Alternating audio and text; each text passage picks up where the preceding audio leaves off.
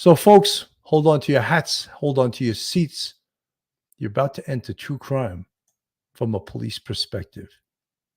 You're about to enter the off the cuff zone, the police off the cuff zone.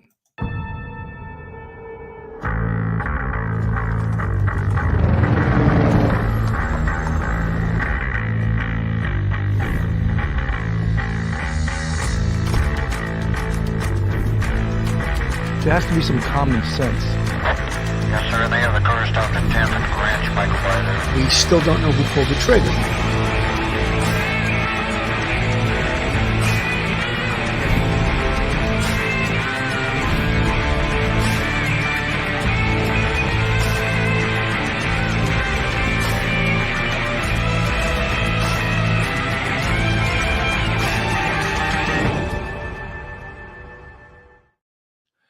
You know, this is a classic case of, spousal abuse.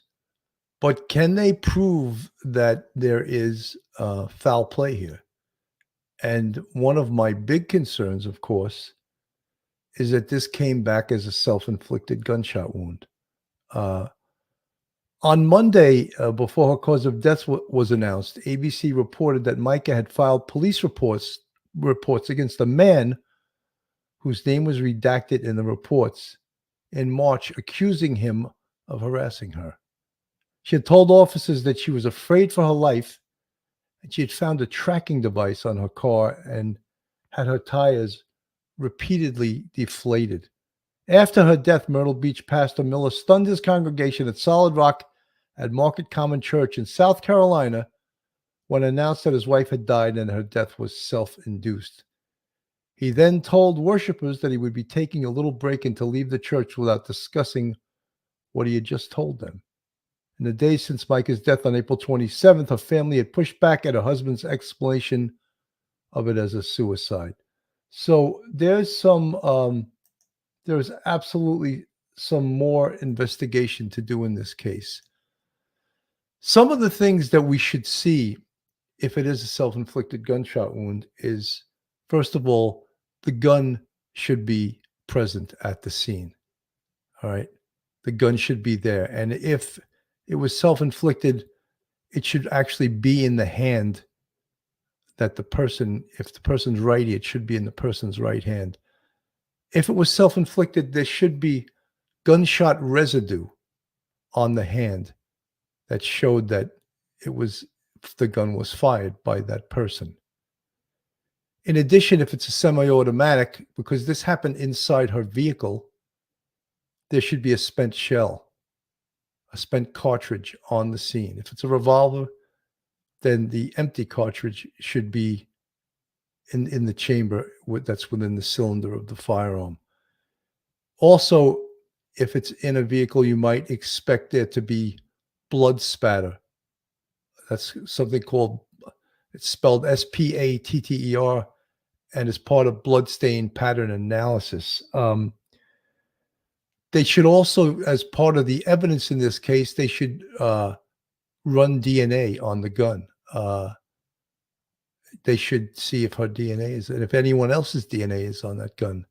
The history of the gun. Whose gun is it? Where did she get that gun from? Is it the pastor's gun? John Miller's gun? Her cell phone.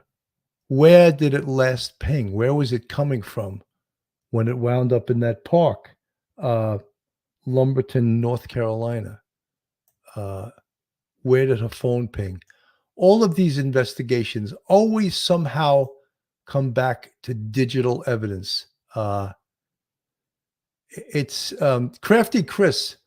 Did you also hear about his girlfriend's deceased husband? He gave the sermon for him as well. Crafty Chris, I'm finding this pastor's behavior to be extremely suspect. The only thing that throws us off right now, of course, is the ruling by the medical examiner that this is a self-inflicted gunshot wound. Does that close the door on this case right now? Does that mean the investigation stops? No. There was undoubtedly spousal abuse going on in this relationship, but after the fact, when a victim is dead, and the medical examiner has revealed or ruled that this is a self-inflicted gunshot wound, what can be really done to the husband? Elaine Campbell, I actually have, I wanted to play a little bit. Let me first put on Good Morning America, and then we'll go to Mica's own, let's put this on, her own testimony on Facebook where she told about all the horrible things going on in her life. The sudden death of a popular South Carolina pastor's wife, John Paul Miller, reportedly telling his congregation she took her own life, but her family is demanding answers. Eva is back with more. Good morning again, Eva. Good morning again, Robin.